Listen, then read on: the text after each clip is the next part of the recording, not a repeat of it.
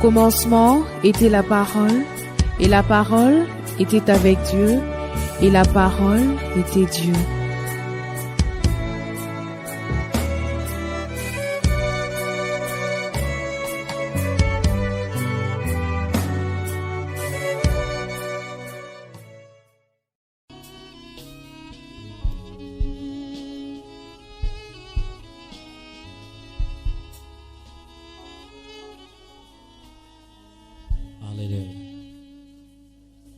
Nous honorons, Seigneur, ton Saint-Nom ce matin encore, que de nous convoquer là où tu es, que de nous attirer près de ton cœur, que de nous parler et édifier nos vies. N'est-ce pas cela une grâce? Le Dieu qui nous a regardés, observés, nous a vu vivre, même il nous a vu nous débattre, n'étant pas toujours parfaits. Il a accepté lui-même de nous habiller de l'habit de sa perfection. Père, encore ce matin, nous voulons recevoir avec beaucoup de joie, même avec beaucoup d'honneur, de soif et de faim, la bonne nourriture qui ne peut venir que de toi. Et lorsque je dis nous voulons recevoir, moi aussi je veux recevoir. Moi je tiens surtout à recevoir. Je suis déterminé à recevoir. Je veux recevoir. Père, je veux recevoir.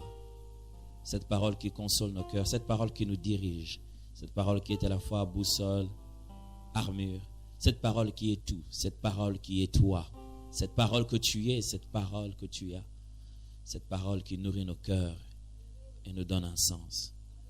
Ta parole est restée la même, hier, aujourd'hui, éternellement. Ma seule prière ce matin, fais que nous puissions goûter à ta parole, rester la même. Cuisine préparée par le même cuisinier. Il n'a pas changé d'ingrédient. Le goût reste insolite. Fais que le goût de ta parole reste insolite. En l'ayant encore reçu aujourd'hui, ça soit comme le premier jour, avec toute sa puissance, frappant dans nos cœurs, secouant nos âmes, nous poussant à la décision. Oh Dieu, ne nous laisse pas tomber dans la monotonie, d'aimer la prédication au lieu d'écouter le message de Dieu. D'aimer l'oratoire et les rhétoriques qui sont utilisées au lieu de se laisser être percé par cet esprit qui sépare, par cette épée qui sépare l'âme et l'esprit. Ta parole ce matin, laisse que l'on puisse l'entendre comme au premier jour de notre foi, préparé à y obéir. Ta parole ce matin, lorsqu'on puisse l'entendre, à recevoir et la pratiquer. Au nom de Jésus. Amen.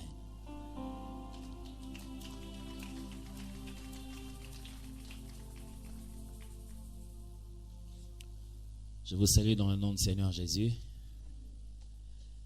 Très heureux d'être là ce matin dans la présence de notre Dieu.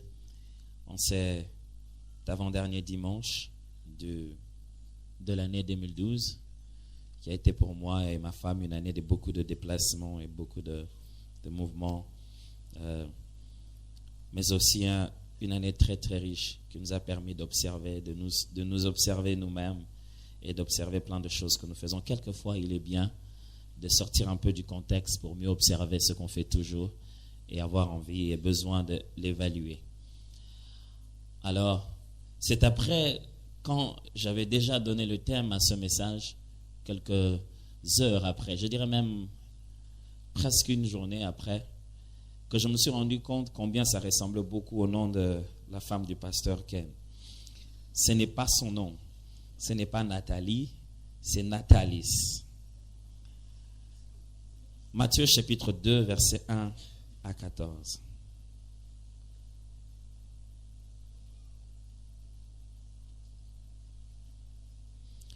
Jésus étant né à Bethléem en Judée au temps du roi Hérode, voici des mages d'Orient arrivèrent à Jérusalem et dirent: Où est le roi des Juifs qui vient de naître?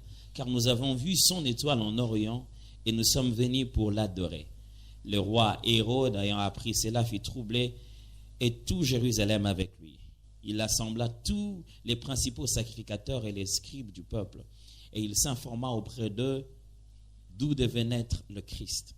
Ils lui dirent: à Bethléem en Judée, car voici ce qui a été écrit par le prophète. Et toi, Bethléem, terre de Juda, tu n'es certes pas la moindre entre les principales villes de Juda, car de toi sortira un chef qui paîtra Israël, mon peuple. » Alors Hérode fit appeler en secret les mages et s'enquit soigneusement auprès d'eux depuis combien de temps l'étoile brillait.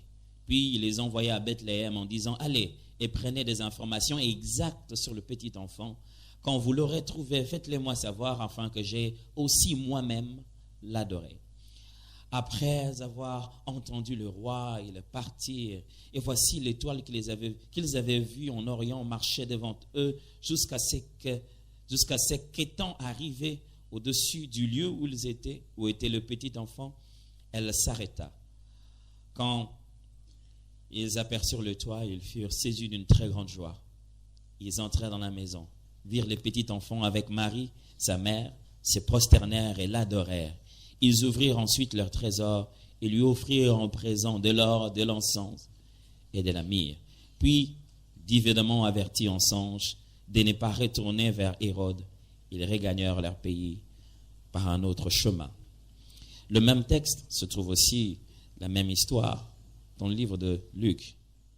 Luc et Matthieu, surtout dans les premiers chapitres, évoluent presque de la même manière, même dans la façon dont on a découpé les chapitrages. Beaucoup d'histoires commencent au même chapitre, même verset. En ce temps-là, parut un édit de César Auguste ordonnant un recensement de toute la terre. Ce premier recensement eut lieu pendant que Quirinius était gouverneur de Syrie. Tous allaient se faire inscrire, chacun dans sa ville. Joseph aussi monta de la Galilée, de la ville de Nazareth, pour se rendre en Judée, dans la ville de David, appelée Bethléem, parce qu'il était de la maison et de la famille de David, afin de se faire inscrire avec Marie, sa fiancée, qui était enceinte. Pendant qu'ils étaient là, le temps où Marie devait accoucher arriva, et elle enfanta son fils premier-né. Elle l'émaillota et le coucha dans une crèche, parce qu'il n'y avait pas de place pour eux dans l'hôtellerie. Il y avait dans cette même contrée des bergers qui passaient dans le champ vers de la nuit pour garder leurs troupeaux. Et voici un ange du Seigneur leur apparut, et la gloire du Seigneur resplendit autour d'eux. Ils furent saisis d'une grande frayeur. Mais l'ange leur dit, « Ne craignez point, car je vous annonce une bonne nouvelle qui sera pour tout le peuple le sujet d'une grande joie. C'est qu'aujourd'hui, dans la ville de David, il vous est né un sauveur qui est le Christ, le Seigneur. Et voici à quel signe vous le reconnaîtrez. Vous trouverez un enfant émailloté et couché dans une crèche. » Et soudain, il s'est joignirent à l'ange une multitude de l'armée céleste louant Dieu et disant « Gloire à Dieu dans le lieu très haut et paix sur la terre parmi les hommes qui l'agréent. » J'aimerais quand même qu'on lise aussi le livre de Genèse. Genèse chapitre 1.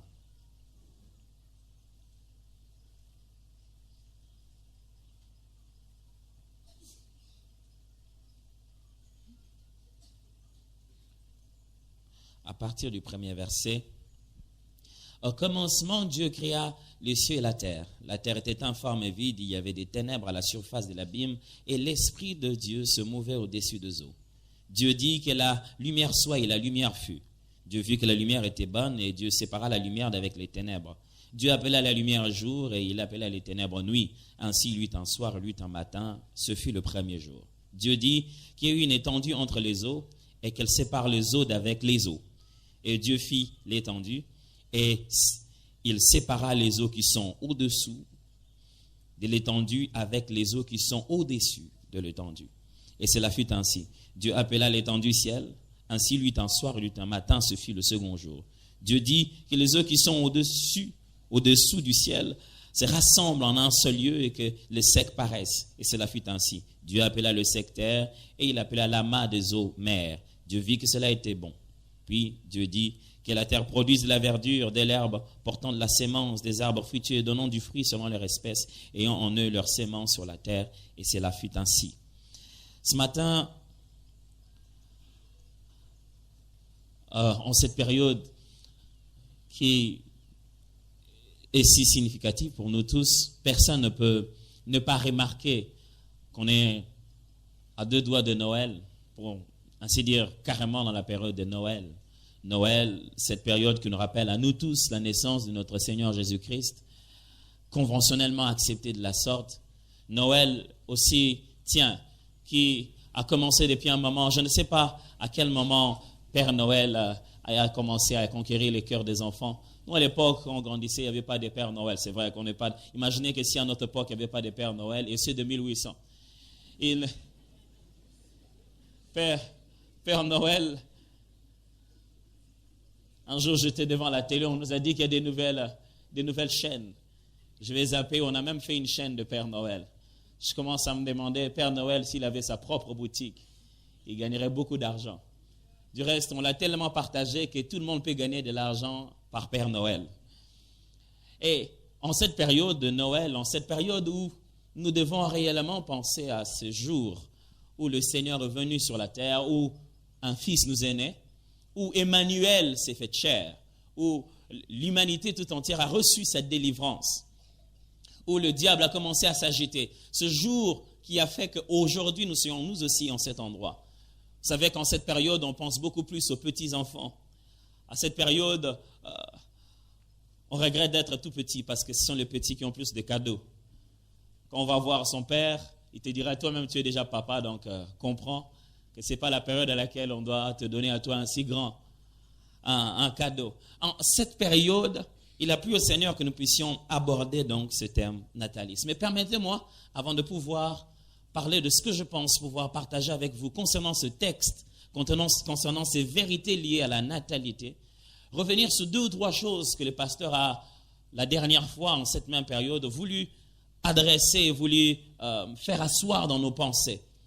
Premièrement, il est certes vrai que la date que nous avons actuellement de Noël n'est pas la véritable. Parce que quand vous lisez la Bible, vous ne trouverez pas une datation claire sur le jour, le moment où Christ est né. Dans l'histoire de l'Église, plusieurs grands érudits ont proposé des dates concernant la naissance de Jésus. Certains ont parlé d'un 28 novembre, d'autres d'un 7 janvier, d'autres d'un 6 janvier. Tout le monde a essayé un tout petit peu de tâtonner. Jésus-Christ n'est certainement pas né le 25 décembre. Ça, c'est sûr. Mais finalement, l'Église de l'époque a connu de grands défis, surtout lorsque l'Église a commencé à connaître son expansion du côté de Rome. La Grèce ont rencontré beaucoup de divinités. Et cette nouvelle vérité, cet évangile qui était venu au milieu du peuple, qui avait tendance à vouloir s'instituer, même à se placer dans la nation, connaissait une grande rivalité venant des autres divinités, qui, elles, par contre, étaient déjà structurées, avaient des dates déjà connues d'avance. Les gens avaient des repères, ils avaient des journées qu'ils commémoraient. En cette période, l'Église a commencé à substituer certaines fêtes païennes par certaines indications chrétiennes ou carrément par certaines fêtes chrétiennes, au point de prendre certaines dates qui n'étaient pas claires et nettes, les substituer automatiquement à cette période-là. Il y avait des périodes qui étaient des fêtes païennes. L'Église a commencé à prendre des moments ou des épisodes significatifs de l'Église pour pouvoir les remplacer en ces moments-là. Il est aussi vrai de dire que dans les premiers pas de l'Église, les premiers jours de l'Église, l'Église après Christ, après sa résurrection, son ascension, n'a jamais fêté Noël. Ça n'a jamais été à l'intérieur comme étant un jour où il devait vraiment s'en souvenir. Soit dit en passant, lorsque les Hébreux fêtent une fête, selon le 9e mois du calendrier hébreu qu'on appelle les Kislev, ils fêtent le 25 aussi de ce même mois, la fête qu'on appelle Hanouka, la fête de la restauration du temple. Certains veulent rapprocher cela à cette fête parce qu'elle correspond plus ou moins à notre même 25. On parlerait encore d'une sorte de remise en question, une sorte de renaissance du temple. Mais il est vrai, en sortant ici, que nous puissions tous savoir que Noël n'est pas obligatoire à notre salut. Ce n'est pas quiconque fêtera Noël sera sauvé, c'est quiconque connaîtra le Seigneur Jésus sera sauvé.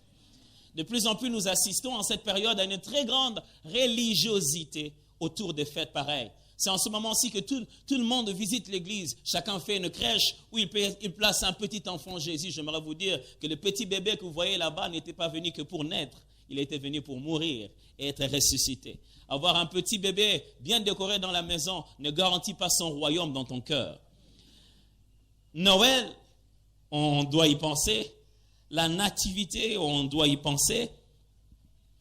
Même si ce n'est pas le jour, pourtant dans l'histoire de l'Église, on s'est décidé, on a arrêté ce jour pour commémorer cette date, pour se rappeler de cette naissance, pour se rappeler de cette venue de notre Seigneur et combien cela a été une bénédiction. Le jour où il est né, je viens de vous lire ce texte, vous voyez les anges en train de se réjouir.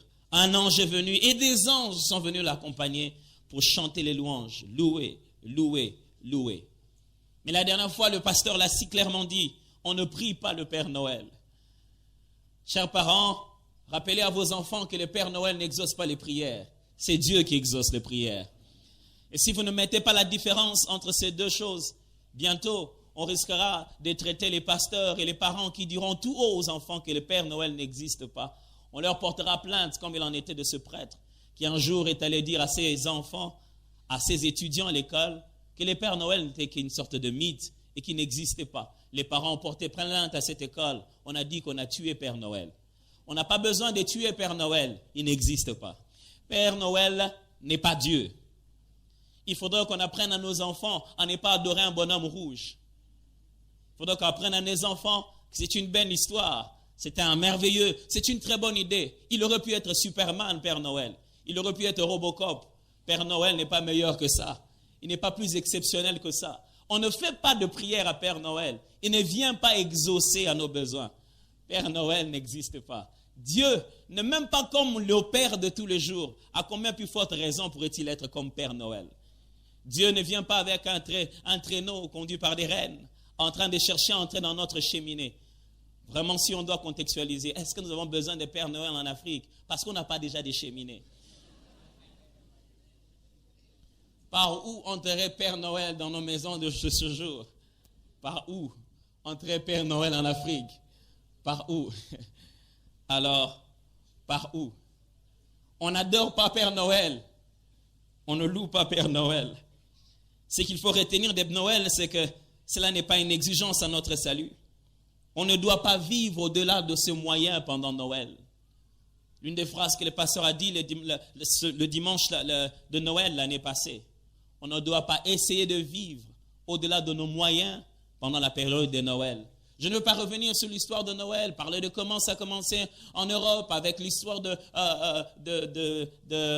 Saint-Nicolas, comment ça a été déformé en néerlandais par Santa Claus et c'est devenu en anglais par Santa Claus, qui est revenu cette fois-ci avec beaucoup de modifications, de sorte que Coca est intervenu vers les années 1931 pour donner la meilleure forme que nous avons actuellement de Père Noël en rouge avec toutes ces formes, en poussant aux enfants à vouloir boire beaucoup de soda pendant l'hiver. Père Noël que nous avons aujourd'hui est une marque déposée des gens qui veulent vendre. On ne doit pas, en cette période où Père Noël, où Noël fait tellement pression, essayer de vivre au-delà de nos moyens, au-dessus de nos moyens, juste pour satisfaire une période qui nous coûtera très cher. J'aimerais répéter ces paroles que notre berger nous a dit. On ne doit pas vivre au-delà de ce moyen pendant Noël. Alors, puisque Noël ne bouge jamais des dates, puisque Noël c'est toujours le 25, il est possible de commencer à préparer le Noël de l'année prochaine, dès le mois de janvier 2013. De sorte que pendant la période de Noël, vous ne soyez pas agité dans tous les sens. Vous ne puissiez pas même vous endetter pour vos enfants, juste pour Noël. Ah, je me rappelle à l'époque de Noël, où comme on n'avait pas Père Noël, tout ce qu'on faisait c'était acheter un nouvel habit et se promener. C'était le jour où mes parents nous donnaient la liberté, on devait se promener où on voulait.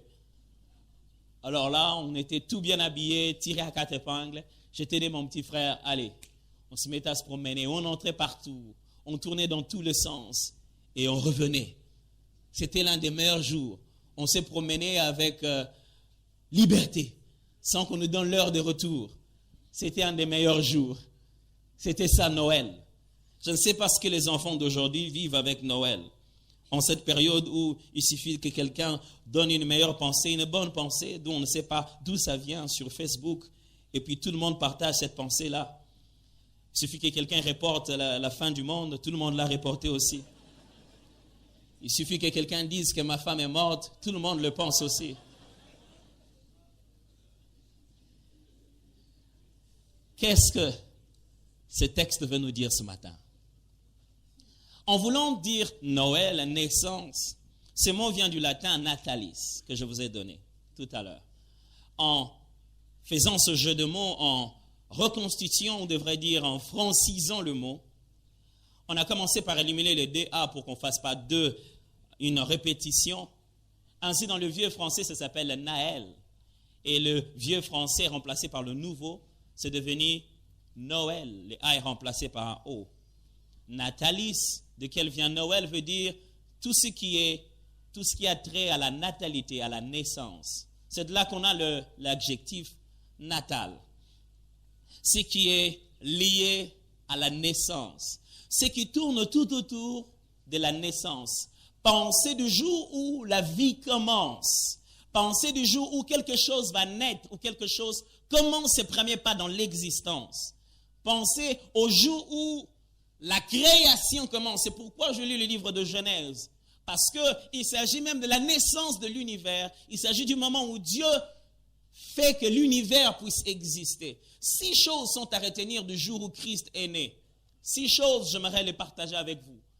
Très importantes. Pendant que je serai en train de parler de l'enfant pendant ce message, sachez que par enfant, j'aimerais dire tout ce qui peut naître. J'aimerais parler de votre enfant. J'aimerais parler de vos enfants. J'aimerais parler de vous comme enfant. J'aimerais aussi parler d'une nouvelle idée que vous voulez commencer comme un enfant. J'aimerais parler de votre entreprise comme un enfant.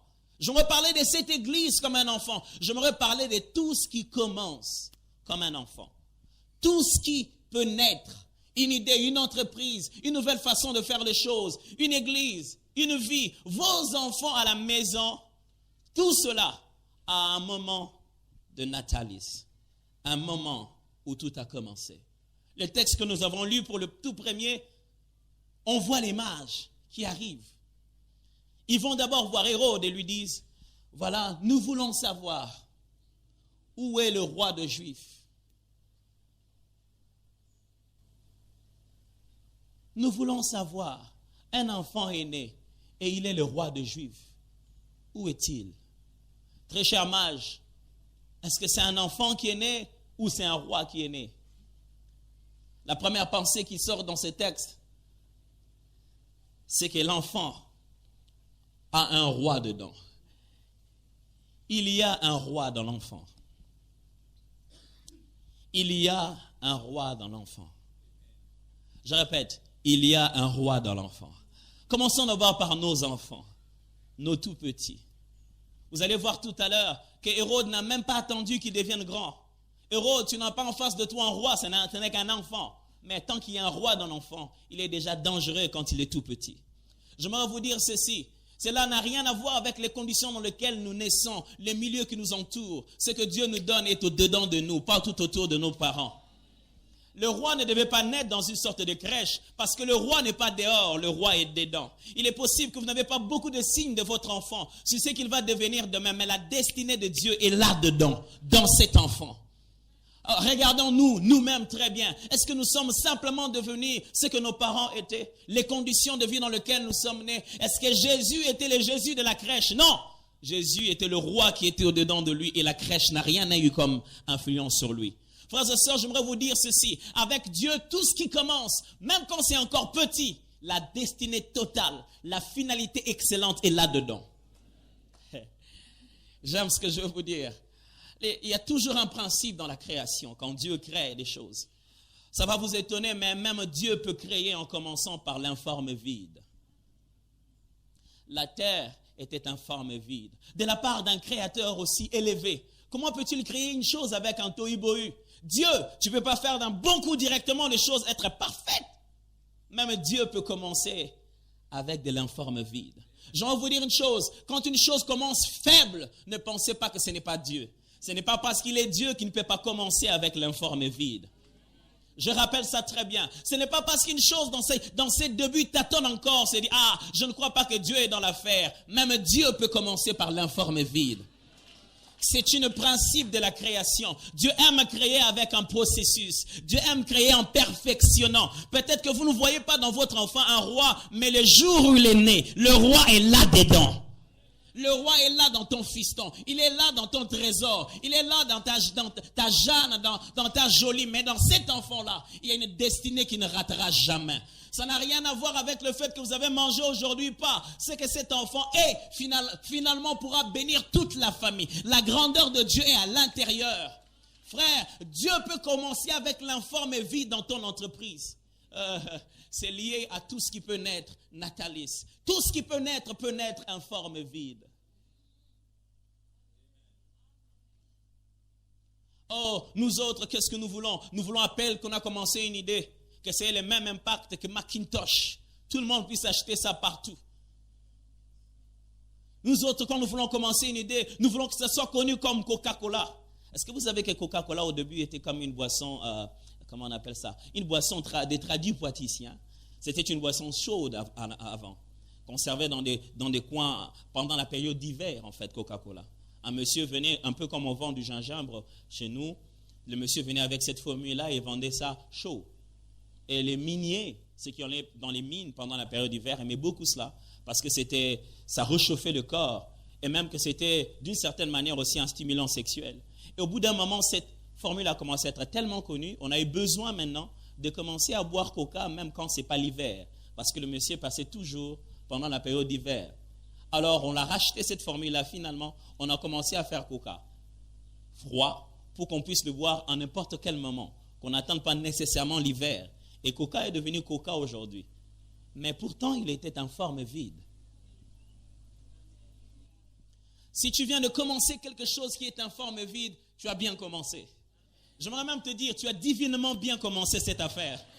Ça peut être vraiment en forme vide. Ça peut vraiment être tout un petit bébé, né dans un milieu qui ne ressemble pas du tout à un roi, mais le roi est là-dedans. J'aimerais te dire, le roi est là-dedans dans ton entreprise. Ah, peut-être que les Blancs, ils n'ont pas des maléwas. Mais quand ils ont commencé les grands restaurants chics dans lesquels nous allons, c'était aussi des maléwas. Même dans un maléwa, il peut y avoir un grand restaurant. Frères et sœurs, ne pensez pas que parce que Dieu est Dieu, il fait tout en commençant en grandeur toujours. Ce n'est pas ça. Je me suis toujours posé la question, pourquoi Jésus n'était-il pas né directement grand? Un peu comme on a créé Adam. Il a passé 33 ans en train de vivre la galère qu'il y a ici avec un métier de charpentier où tout le monde n'a pas confiance à Batomisala Maboko. Parce que Dieu aime le processus. J'aimerais dire à quelqu'un ce matin, tu es dans un processus.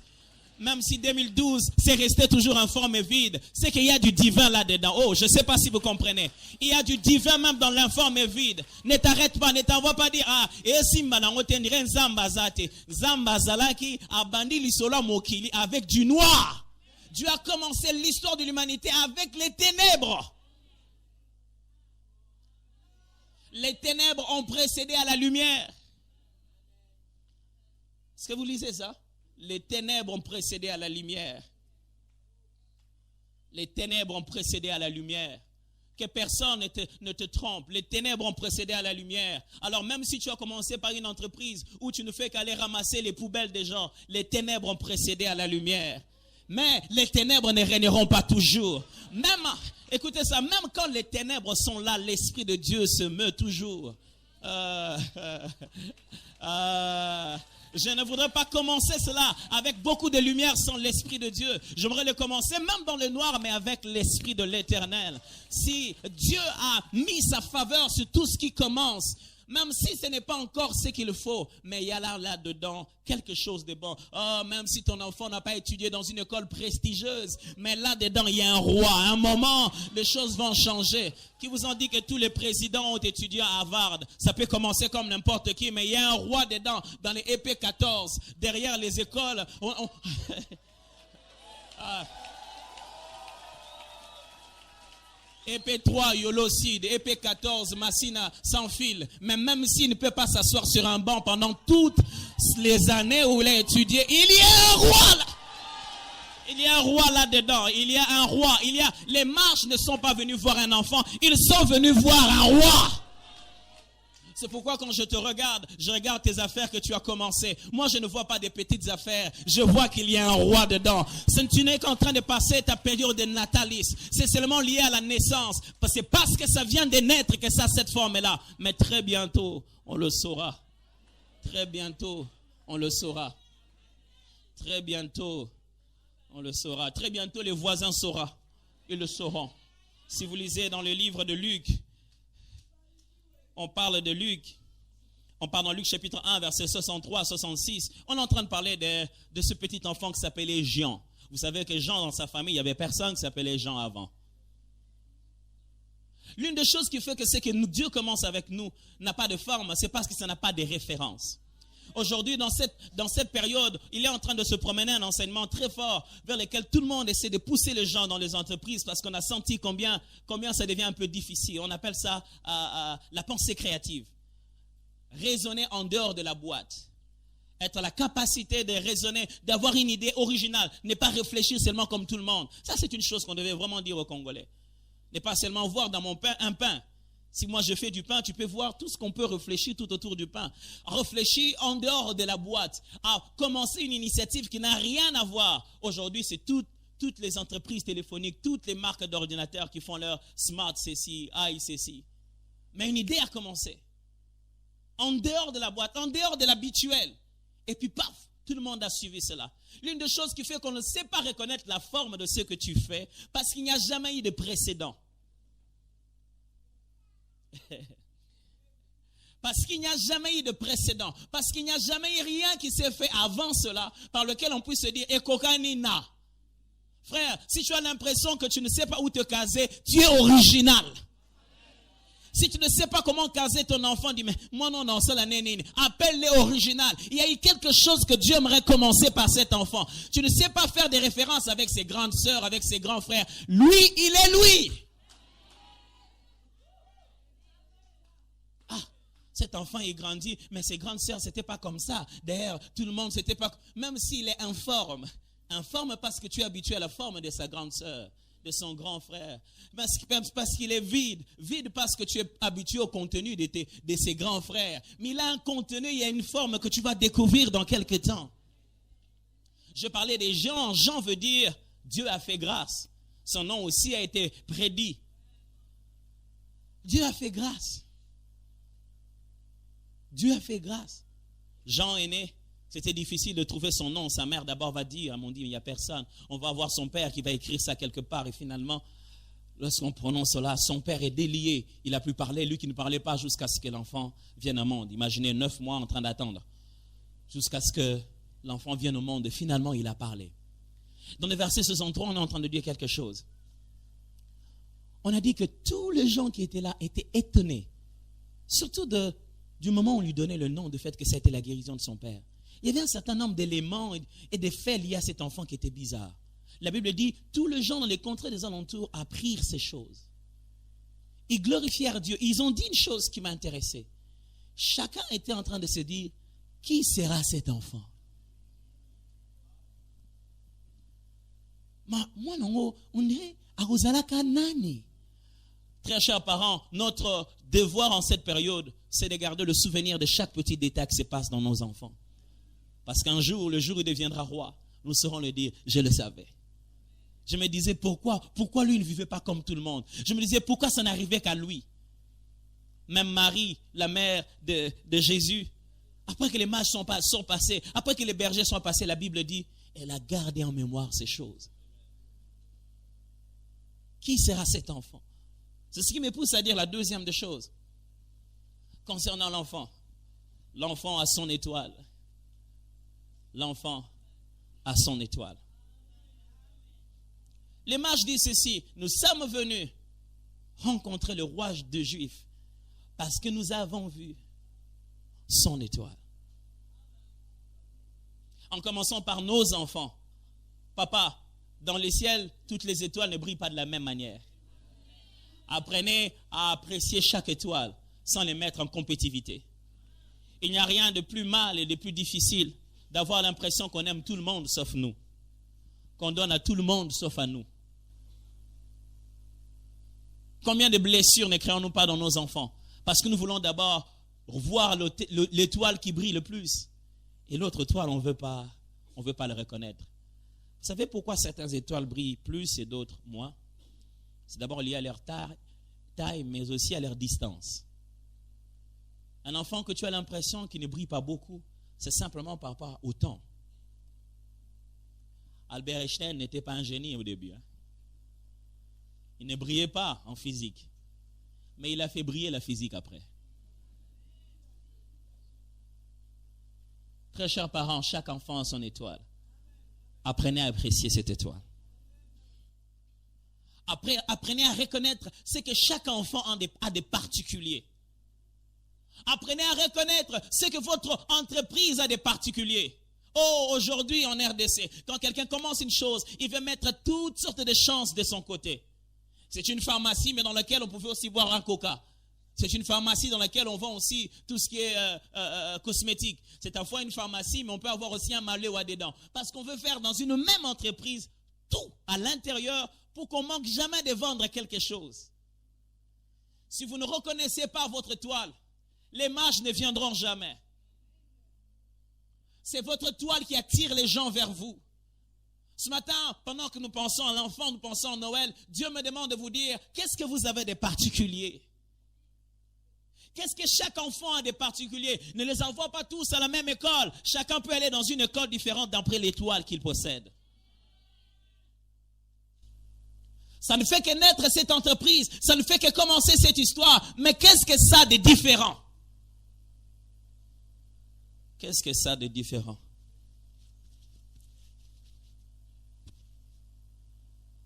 Qu'est-ce que ça a de différent? L'une des histoires les plus tristes en matière de couple, c'est l'histoire de Léa, qui a été donnée en cadeau à la place de sa sœur, en compensation, se disant comme si, bon, si on doit attendre Léa, apparemment tu ne sauras pas vraiment avoir un homme comme tu le veux, alors donc, comme ta sœur peut être un peu plus attractive que toi, et qu'elle attrape un mari, que le mari, comme il ne veut pas de toi, on te donne déjà un peu plus tôt. Vous savez, ça fait très mal d'avoir l'impression qu'il y a une étoile qui brille tellement dans la maison que nous tous, on est cachés derrière. Il y a des étoiles qui se voient à l'œil nu. Il y a des étoiles qui ont besoin des microscopes, je ne sais pas moi comment on appelle ça, des télescopes. Merci. Il y a des étoiles qui sont tellement évidentes dans certains enfants, mais il y a d'autres qu'il faut travailler. Ça y est, mais c'est loin. Il faut tirer ça petit à petit. Il y a des enfants qui n'ont pas besoin de beaucoup de choses. C'est pam, pam, du coup, ça arrive. Il y en a d'autres qu'il faut rester. Mais il n'y a pas un enfant sans étoile. Il n'y a pas un enfant sans étoile. Regardons-nous nous-mêmes. N'étions-nous pas des enfants? Est-ce que vous croyez qu'on est sans étoile? Maintenant, parce qu'on est adulte, que chacun de nous croit à son étoile, n'est-ce pas? Mais est-ce que quand on était petit, on le voyait? Il y en a de celles, lorsqu'elle passe, on se dit, celle-ci, elle deviendra Miss. Il suffit de la regarder. Celle-ci, elle deviendra journaliste. Elle parle tellement bien. Celui-là, en tout cas, il ira dans l'armée. Il est tellement rigoureux. Entre nous, soit dit, vous ne pouvez pas envoyer des gens aussi doux dans l'armée. On a aussi besoin de ça. Celui-là, quand on le regarde, il dit, il aime les calculs. Celui-là deviendra mathématicien. Il y a un jeune homme ici à l'église. Un jour, elle est venue me voir, elle dit, pasteur, j'ai fini, maintenant je suis un peu plus libre pour vous suivre partout, pour aller prêcher. Moi, tu as fini? Moi, je suis passé en première session. Tu fais quoi? J'ai fait les mathématiques à l'université de Kinshasa. Regardez très bien, j'ai dit, tu fais les maths à l'université. Tu as reçu en première session. Tu sais que ça ne se donne pas à tout le monde. Il est naturellement mathématicien. Les jeunes hommes, ils réfléchissent mathématiquement comme ça. Ça passe. Il y a des étoiles très faciles comme ça. Il y en a d'autres, vous essayez mathématiques. Wapi. Coupe couture et l'autre côté. Botepe o asalatamani wapi. Mikatepe ezoyate. On se demande, qu'est-ce qu'il a vraiment? Creusez très bien. C'est une mine. Il a quelque chose. Car chaque enfant a une étoile. Frère, je connais des grands magasins où les gens ne vont pas pour les autres articles. Ils vont juste pour un genre d'article qui est particulier là-dedans. Nous sommes toujours dans tel magasin. On n'achète peut-être pas les restes là-bas, mais c'est une particularité qu'on ne doit jamais manquer. Frères et sœurs, l'année qui va commencer, frères et sœurs, je veux que vous travaillez votre toile, car chaque enfant a une étoile. Si à un moment vous avez été un enfant, sachez que vous avez une étoile. Peut-être que vous avez fait perdre cela, mais cette année, Dieu aimerait appeler les mages et leur dire, rentrez là-bas, il y a une étoile qui brille. La troisième pensée, c'est que l'appréciation de l'enfant, nous devons apprécier l'enfant avant l'étranger. Avant que l'étranger ne vienne à apprécier l'enfant, nous devons apprécier l'enfant. Et c'est parce que les mages disent, nous autres, nous sommes venus de loin, parce que nous sommes venus. Ils disent, l'adorer. Proskuneo. On dit que les rois ou les mages étaient des rois selon les mythes. Mais ils allaient proskuneo.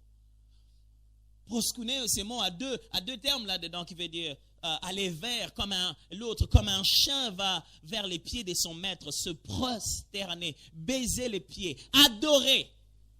Ce sont des choses qu'on faisait au roi. Le roi ne le faisait à personne. Ils ont dit, nous devons aller nous prosterner et l'adorer. Mais par contre, la Bible dit, Hérode fut très tourmenté et Jérusalem avec lui. Vous avez lu ça? Apparemment, personne ne le savait. Personne n'était conscient de ça.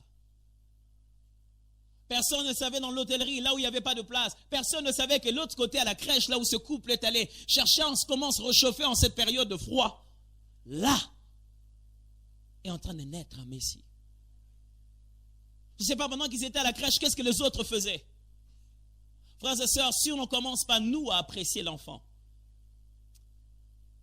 il finira par avoir quelqu'un de l'extérieur qui viendra l'apprécier mieux que nous. Je commence par nos propres enfants. Si l'enfant commence à se rendre compte qu'il n'a pas assez de valeur chez toi, le jour où qui que ce soit lui donnera une valeur, il ira là-bas. Israël n'a jamais reconnu le Seigneur comme il se doit. C'est vers nous autres qui venons de très loin que Christ est venu. Il est venu là où on l'a reconnu roi, pas là où on l'a rejeté. Il est venu là où on l'a reconnu roi. Papa, maman, si vous ne savez pas honorer cet enfant dans les petites choses, reconnaître en quoi il est utile. Un jour, un vieux du quartier, comme le pasteur le dit, vieux Kingotolo, qui, à part ses autres activités, est membre actif de Kuluna, fera de votre enfant un Kulunaire. Avez-vous déjà vu cette séance de Kuluna? Ce n'est pas des gens très robustes. Ce sont des personnes très chétives. Si vous les rencontrez seuls, ils ne pourront pas faire de Kuluna. Mais bien équipés de machettes. Par l'effet de la masse, ils ont trouvé une valeur qu'ils n'ont pas à la maison. Si vous n'appréciez pas l'enfant, celui qui l'appréciera déterminera tout son avenir. Chacun de nous a tendance à aller vers là où on l'apprécie, vers là où on lui donne la valeur, vers là où on le considère. C'est une vieille histoire, c'est déjà passé. Mais ça passait à un moment de ma vie, je n'arrivais pas à comprendre. Je grandissais toujours, j'aimais toujours, je faisais de mon mieux pour être parmi les premiers de la classe, pour ne pas tomber dans le syndrome des papas premiers. Mais je faisais de mon mieux pour garder cette place-là, à telle enseigne que je faisais toujours de mon mieux aussi pour m'asseoir à la première place. Je pensais que plus j'étais à côté du prof, plus j'allais être aussi le premier de la classe. Un jour, je suis allé dire à ma mère, après avoir bossé durement, pauvre maman, elle était là en train de piler. Elle avait mis les poissons salés dans l'eau pour que ça puisse un peu se dessaler. Alors, j'étais là, je suis venu dire à maman, maman, j'ai réussi. Parce qu'elle m'avait insisté, dit non, on n'était même pas ici, on était allé en mutation ailleurs. Alors c'était là, les débuts de ce moment-là, on s'est stabilisé pas très bien. Je venais lui dire que j'avais réussi, que j'avais fait des meilleurs points. Je m'attendais à un sourire. Je m'attendais à une appréciation. J'attendais que ma mère me dise, oh non, c'était très bien. Je m'attendais peut-être qu'elle fasse un petit cadeau. Ou peut-être qu'elle me donner une bonne part au moment de manger aurait été une bonne chose. Ça m'aurait suffi. Pauvre maman, elle était occupée. Elle pensait à tous ses enfants. Je suis dans une longue liste, si je dois vous le dire. En train d'épiler ces pondous et l'imaginer si ça va vraiment convenir à tout le monde. Quelquefois, elle a été obligée de faire 2 fois les casseroles de foufou parce qu'on était si nombreux. Alors, à ce moment-là, parler de mes pourcentages, ce n'était pas vraiment... Ma mère, elle m'a juste dit, c'est très bien. Je ne voulais pas entendre très bien, moi. Je savais que c'était très bien, c'est écrit sur mon bulletin. Elle m'a dit, c'est très bien. Elle m'a donné ce qui aujourd'hui serait l'équivalent peut-être de 50 francs ou de 100 francs. Elle m'a dit, va achète-toi quelque chose. Elle a déterminé ce que je devais m'acheter. Elle m'a dit, achète-toi des arachides, des cacahuètes. Le comble, c'est que ça ne vient jamais seul. Pour aller acheter des cacahuètes, à cette époque, on habitait Mboujima et on est allé en mutation. Je devais sauter par le mur arrière et je me suis blessé en allant. Blessé dedans, blessé dehors. Je m'en allais en me disant, ça sert à quoi de faire tous ces pourcentages? Qu'est-ce de différent avec les autres enfants qui n'ont fait que des 5 ans, de 60 ou de 70 ans? C'était vous donner une idée de ce que j'avais fait. Qu'est-ce que j'ai de différent? Pourquoi je fournis autant d'efforts? Vous savez, les enfants, ils veulent même qu'on les acclame parce qu'ils ont arrangé leur propre lit. Acclamez-les. Ils en ont besoin. Ouais, faut me les acclamer maintenant avant de nous faire un rebelle demain. Ce jour-là, je devais prendre une décision. Dois-je toujours rester le premier de la classe ou je n'ai qu'à me laisser dans la mêlée? Apparemment, ça ne paye pas. Même si ce qu'on fait dans la vie n'a pas toujours pour but d'être rémunéré, mais apprendre à reconnaître et apprécier ce qui est fait dans un enfant. Même si c'est rien du tout. Apprendre à encourager peut faire beaucoup plus que ce que vous pensez. Apprenez à encourager dans votre milieu. Apprenez à apprécier vos collaborateurs. Ceux avec qui vous commencez cette histoire, c'est encore rien. Apprenez à les apprécier. Si vous n'appréciez pas maintenant, celui qui viendra apprécier, c'est lui qui va attirer le roi vers lui.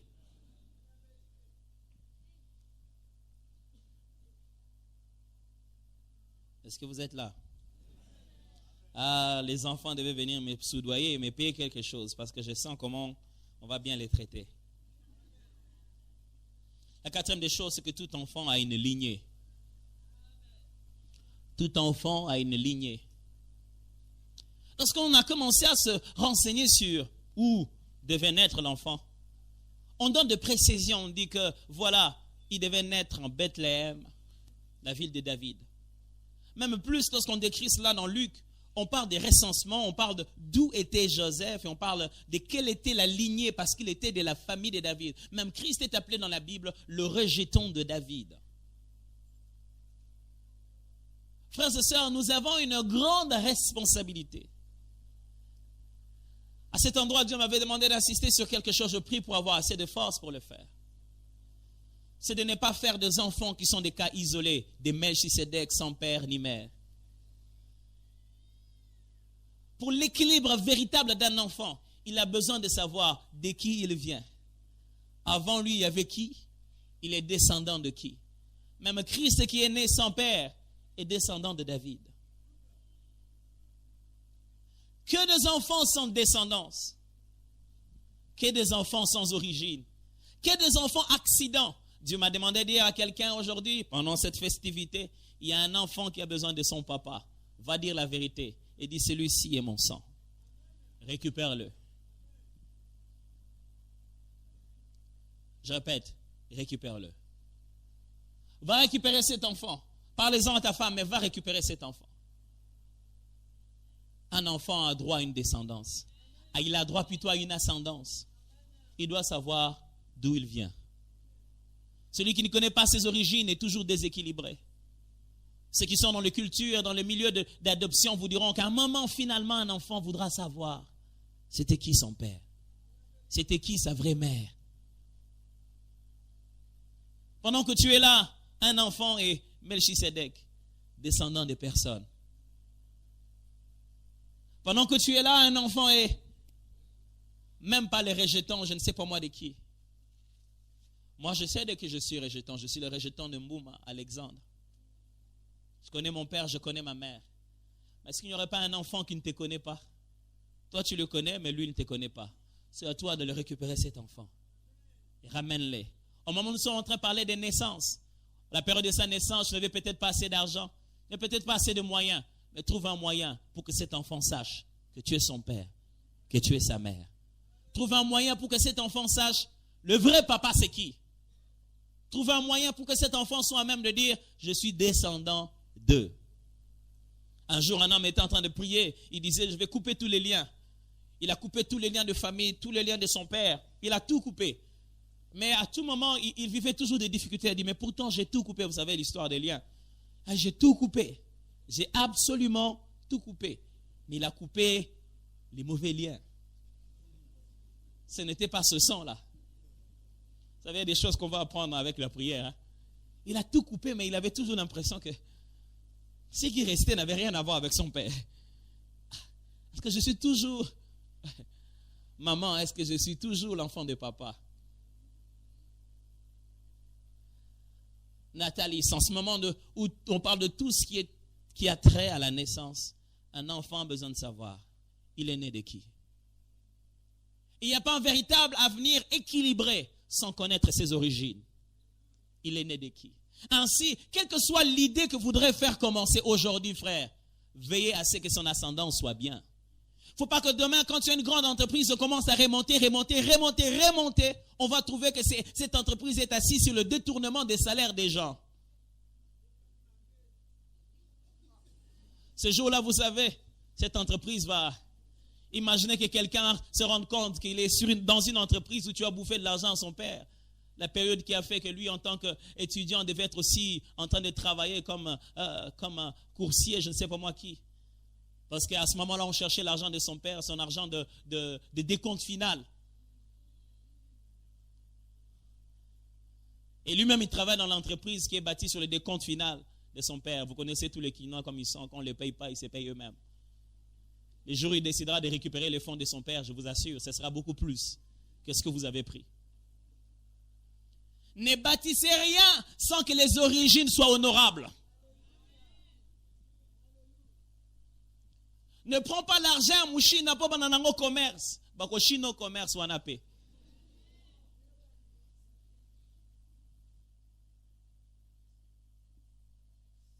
Ne va pas extorquer quelqu'un, attirer et prendre de l'argent de quelqu'un et en faire de cet argent mal acquis d'un mari qui ne t'appartient même pas pour bâtir quelque chose de grand. Si l'on veut bâtir, on doit se rassurer des fondements. Le rejeton de David. Celui qui est né avait une lignée. Est-ce que ton enfant a une lignée? Physiquement, spirituellement? De qui vient-il? Il y a un enfant qui est en train de couper des liens aujourd'hui, mais ce ne sont pas des vrais liens. C'est papa, c'est moi ton vrai père. Exercice difficile à faire. On devait seulement rire à Noël et manger du poulet. Non, à Noël, on devrait penser à l'enfant, le véritable qui est né. Cinquièmement, tout enfant a un ennemi. Tout enfant a un ennemi. Chaque fois qu'il naît un fils, Hérode est fâché. Hérode, ce n'est qu'un enfant. S'il devait être face à face et se battre, vous allez voir la colère d'un roi en train de s'acharner sur un bébé de moins d'un mois. C'est déséquilibré ça. Hérode, il y a quelque chose qui ne marche pas dans ta tête. Il est déjà dangereux quand il est petit. Hérode, pourquoi tu es acharné? Il n'est même pas roi encore. Personne n'est laissé. Mais je dois tuer quelqu'un. Il suffit de voir combien des enfants sont morts à cause de Jésus pour voir quelle était la colère d'Hérode. Frère, sœur, papa, maman, pendant que vous pensez que celui qui est né n'est qu'un petit enfant, un petit ange, sachez que l'ennemi n'a pas le temps, lui, de le prendre pour un petit enfant. Il sait qu'il y a un roi dedans, il doit l'exterminer. Il fera de tout son mieux à l'hôpital, à la télé. Il le suivra à l'école. Quand un enfant naît, il a toujours un ennemi. C'est pourquoi quand tu commences cette entreprise-là, ce n'est pas tout le monde qui sera d'accord. Parce que lorsqu'un enfant naît, il y a toujours un ennemi. Nathalie, tout ce qui est lié à la naissance veut dire que chaque fois qu'un enfant naît, un ennemi naît aussi. Ceux qui sont déjà en train de voir, celui-là va nous prendre notre place. Il y a toujours un ennemi. Il cherchera de tout son mieux pour étouffer, assassiner. Il a même touché deux enfants qui n'avaient rien à voir avec Jésus. Juste parce qu'il n'arrive pas à toucher sa cible, il tue tout ce qui est tout autour. Frère, chaque fois une idée va naître, il y a toujours un ennemi. Gloire soit rendue à Dieu, qui chaque fois qu'il nous bénit, il est lui-même notre forteresse. À moins que ce que tu commences, tu ne le commences pas avec les seigneurs. Mais si tu le commences avec les seigneurs, il a dit à Abraham, je te bénirai, je serai ta forteresse, ton bouclier. Si je te donne, moi-même je te rassurerai, de sorte que ce que je te donnais, personne ne puisse le récupérer. Un enfant. Et l'ennemi fera de tout son mieux. Je le dis tout à l'heure, à la télé, à l'école, frère, même avec un dessin animé, aussi inoffensif que peut être un dessin animé, ça n'empêchera pas Hérode de couper les têtes s'il en a la capacité. Vous voulez qu'on puisse tenter les enfants avec les films d'horreur? On ne les en donne pas. Où est-ce que le diable va les chercher si ce n'est pas avec les dessins animés? Vous voulez qu'on puisse tenter les enfants avec quoi? La pornographie? Leur libido n'est même pas encore né, n'a même pas encore commencé à être en action. On les tentera avec les dessins animés. Surveillez tout ce que les enfants regardent. Parce que Hérode, lui, il a pris toutes sortes d'informations pour frapper fort. Quand vous faites naître une chose, ne l'oubliez jamais. L'ennemi aussi est en train de naître de l'autre côté. L'ennemi de nos âmes, l'ennemi de nos bonnes idées. Gloire soit rendue à Dieu parce que tout ce qu'il nous donne, il le protège lui-même.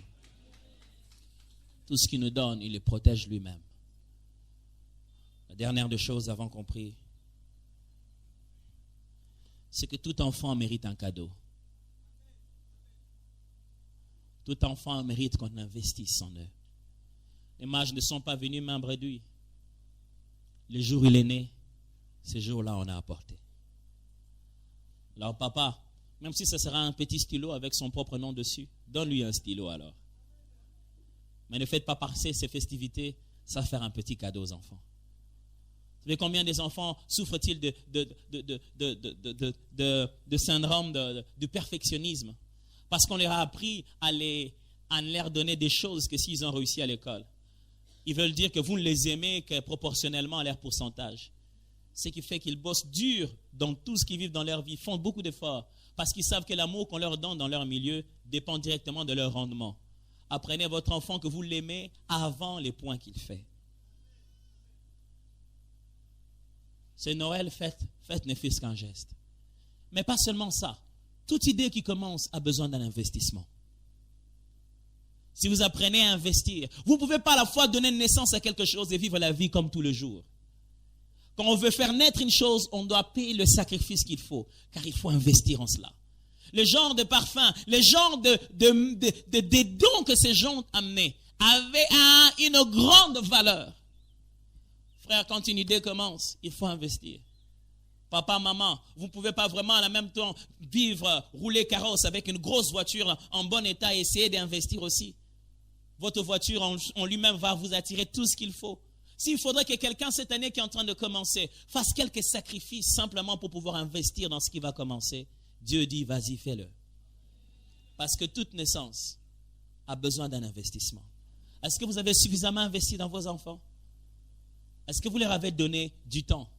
Est-ce que vous leur avez donné un petit cadeau? Peut-être que ce n'est pas votre enfant, c'est votre petit frère. Mais tout enfant mérite un cadeau.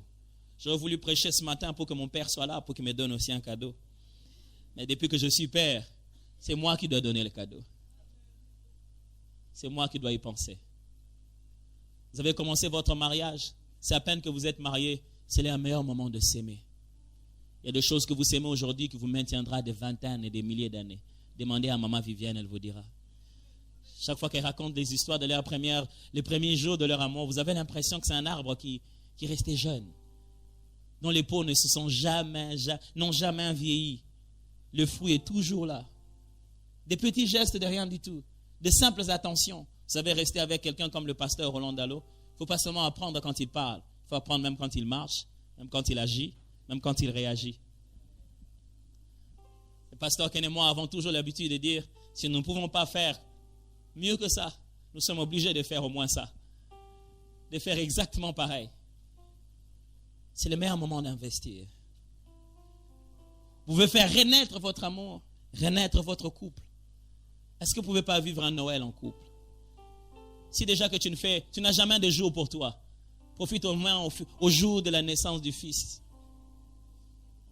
Si tu n'as pas tellement de fériés, profite ne fût-ce qu'avec ça. Mais maintenant, la compte à bana, mais le la moine. Dis-le, bolingo na biso zongil na bomwana, toke ne biso mi balé. Fêtons Noël comme si tout venait de recommencer. Et poser un acte. Je dirais cela aux fiancés aussi. Je dirais cela à qui d'autre. Mais ne commencez rien sans en investir. Je dirais cela à Philadelphie. Philadelphie, Natalis. Les genres de choses que nous devons investir là pendant que nous sommes en train de vivre notre naissance. Ces sacrifices sont grands. Mais nous devons être prêts à les faire. Philadelphie, il faut investir. Philadelphie, nous avons un ennemi. Philadelphie, apprenons à nous apprécier nous-mêmes. Philadelphie, même si nous sommes bizarres, il y a un roi dedans. Baissons nos têtes dans la prière. Qu'allez-vous dire à Dieu? Ou qu'allez-vous dire à votre femme juste après ici? Mais ne laissez pas cet enfant sans descendance. Nous, Philadelphie, nous savons d'où nous venons. Nous ne venons pas de nulle part. Ne laisse pas un enfant vivre venant de nulle part. Ne laisse pas une entreprise commencer avec une mauvaise ascendance. Prions ensemble.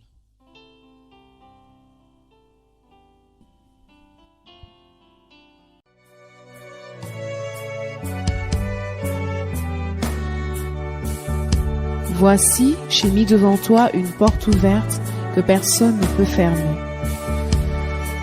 Voici, j'ai mis devant toi une porte ouverte que personne ne peut fermer.